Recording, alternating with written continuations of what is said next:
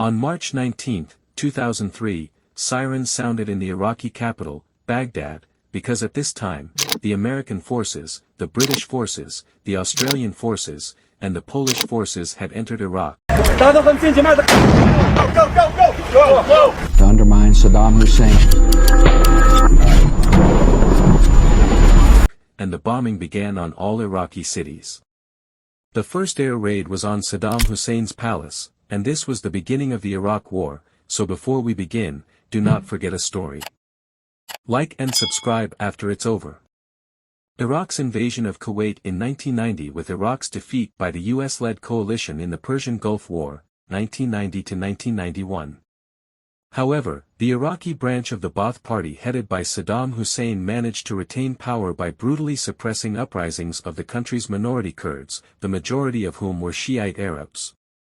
To stop the exodus of Kurds from Iraq, the Allies established a safe haven in Kurdish-majority areas in northern Iraq, and coalition aircraft also patrolled no-fly zones in northern and southern Iraq that were off-limits to Iraqi aviation. Furthermore, to curb future Iraqi aggression, the United Nations, UN, implemented economic sanctions on Iraq aimed, among other things, at impeding the progress of its most lethal weapons programs, including those dedicated to the development of nuclear, biological and chemical weapons. See Weapons of Mass Destruction. United Nations inspections in the mid-1990s revealed a variety of prohibited weapons and prohibited technology throughout Iraq. This country's continued violation of the UN arms embargo and its frequent interference in inspections have frustrated the international community and led US President Bill Clinton in 1998 to order the bombing of several Iraqi military facilities, codenamed Operation Desert Fox. But after the bombing, Iraq refused to allow inspectors into the country again, and over the next several years, economic sanctions slowly began to erode as neighboring countries sought to reopen trade with Iraq. In 2002 the new U.S. President, George W. Bush, argued that the vulnerability of the United States following the September 11 attacks of 2001, combined with Iraq's alleged continued possession and manufacture of weapons of mass destruction, an accusation that was later proved erroneous, and its support for terrorist groups, which, according to the Bush administration, included al-Qaeda, the perpetrators of the September 11 attacks, made disarming Iraq a renewed priority.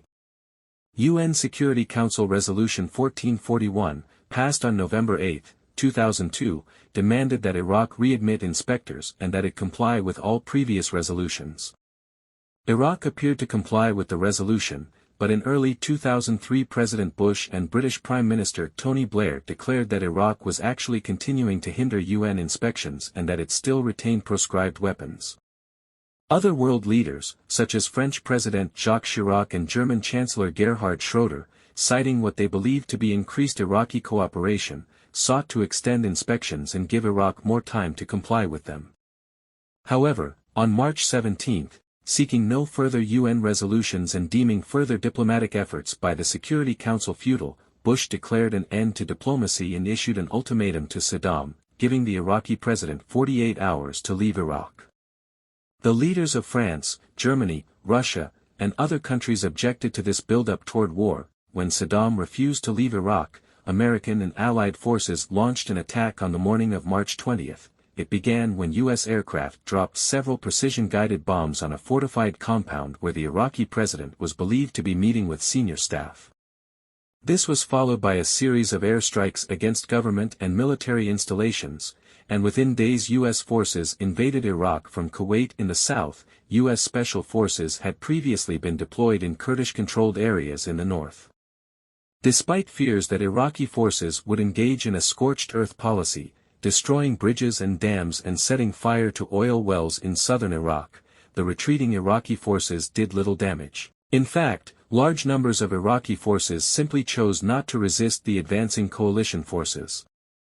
In southern Iraq, the greatest resistance to U.S. forces as they advanced northward was from irregular groups of Ba'ath Party supporters, known as Saddam's Fedayeen. British forces, deployed around the southern city of Basra, faced similar resistance from paramilitary and irregular fighters.